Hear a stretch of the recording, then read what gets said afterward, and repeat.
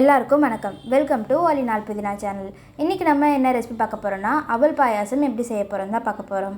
இந்த அவல் பாயாசம் நம்ம நார்மலாக செய்கிற ஜவ்வரிசி பாயாசம், சேமியா பாயாசம் மாதிரி இருக்காது. இது நம்ம அப்படியே வேறு மாதிரி செய்கிற மாதிரி இருக்கும். அதுக்கு தேவையான பொருட்கள் அதை எப்படி செய்யலான்றதை வாங்க பார்க்கலாம். அரை பவுல் வெல்லம், அரை பவுல் அவல், 2 டீஸ்பூன் பனை வெல்லம், முந்திரி பருப்பு நம்ம அரைச்சி இதில் சேர்க்க போகிறோம். அதுக்காகவும் முந்திரி பருப்பு எடுத்து வச்சுருக்கோம். அதுக்கப்புறம் நெய் 3 டீஸ்பூன், திராட்சை, முந்திரி பருப்பு இது எல்லாத்தையுமே நம்ம நெய்யில் வறுத்துப்போம். அதுக்கப்புறம் பால் 1 கிளாஸ் அளவு, ஏலக்காய் பவுடர் 1 டீஸ்பூன். இந்த அவல் பாயசம் செய்கிறதுக்கு நம்ம ஒரு 10 பல்லு முந்திரி பருப்பை மிக்சியில் போட்டு அரைச்சி வச்சுக்கிறோம். இதுதான் ரொம்ப முக்கியமானது. இதை அரைச்சி தனியாக எடுத்து வச்சுக்கலாம். இப்போ நம்ம நெய்யில் முந்திரி பருப்பு, காஞ்சி திராட்சை இது 2த்தையும் சேர்த்து வறுத்து எடுத்து வச்சுக்கலாம்.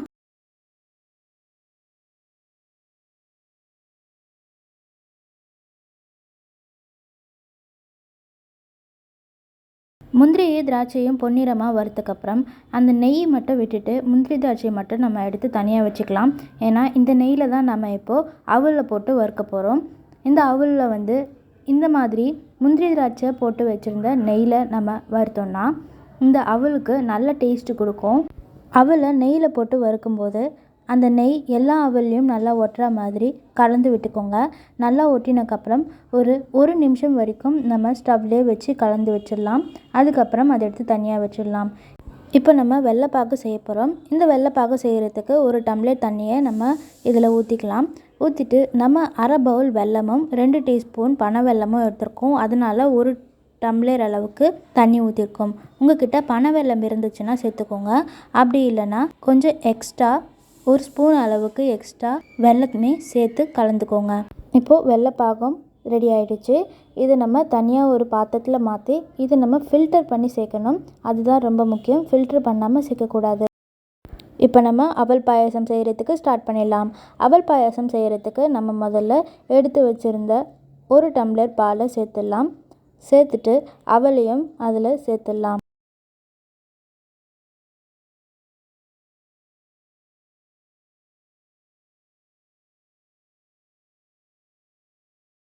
இப்போ பால் வச்சுருந்த டம்ளரில் ஒரு 1/4 டம்ளர் அளவுக்கு தண்ணி ஊற்றி இதில் சேர்த்துருக்கோம்.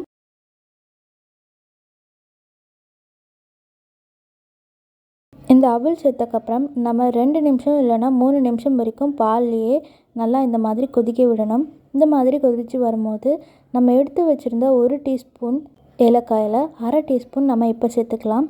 கடைசியில் நம்ம எல்லாம் முடியும் போது அரை டீஸ்பூன் ஏலக்காவை சேர்த்துப்போம். இப்போ முந்திரி பருப்பை அரைச்சி வச்சுருந்தோம் இல்லையா, அதை இப்போ நம்ம சேர்த்துடலாம். முந்திரி பருப்பை அரைச்சி சேர்த்தா தான் நம்மளுக்கு இந்த அவல் பாயாசமே ஒரு சூப்பரான டேஸ்ட் இருக்கும். இப்போ நம்ம நெய்யில் வறுத்து வச்சுருந்த காஞ்ச திராட்சை, முந்திரி பருப்பு இது 2த்தையும் சேர்த்து கலந்து விட்டுடலாம். இதுக்கப்புறம் நம்மளுக்கு இந்த பாயாசம் கொஞ்சம் கலர் மாறுற மாதிரி தெரியும். அது ஏன்னா நம்ம இதில் சிகப்பு அவல் சேர்த்துருக்கோம். சிகப்பு அவல் சேர்க்கும் போது நம்மளுக்கு நார்மலாகவே நம்ம பாலில் ஊற வச்சு சாப்பிடும் போது கலர் மாறும். அதே மாதிரி தான் இது கொஞ்சம் கலர் மாறி இருக்குது. இப்போ நம்ம ஃபில்ட்ரு பண்ணி எடுத்து வச்சுருந்த வெள்ளை பாகத்தை ஊற்றிருக்கோம். இதுக்கப்புறம் நம்ம எடுத்து வச்சுருந்த அதே கப்லேயே கொஞ்சமாக தண்ணி ஊற்றி அதையும் இதில் நம்ம ஊற்றிருக்கோம். ஊற்றிட்டு நல்லா கலந்து விட்டுடுங்க. நல்லா கலந்து விட்டிங்கன்னா இது அப்படியே நம்மளுக்கு அந்த வெள்ளை கலரில் வந்துடும் இந்த பாயாசம். இதுக்கு மேலே ஏலக்காய் பவுடரு தூவி விட்டாலே போதும். அவ்வளோதான், இந்த பாயாசம் ரெடி ஆகிடும். இது செய்கிறது ரொம்ப ஈஸியானது. இதில் நம்ம பார்த்து இந்த அவல் வெந்துருச்சான்னு பார்த்து நம்ம கரெக்டாக அந்தந்த டைமில் எல்லாத்தையும் போட்டோம்னா நம்மளுக்கு இந்த பாயாசம் சூப்பராக ரெடி ஆகிடும். இந்த அவல் பாயாசம் ரெசிபி உங்களுக்கு பிடிச்சிருந்ததுன்னா உங்கள் வீட்டில் செஞ்சு பார்த்துட்டு மறக்காமல் கமெண்ட்டில் சொல்லுங்கள். தேங்க்யூ ஃபார் வாட்சிங்.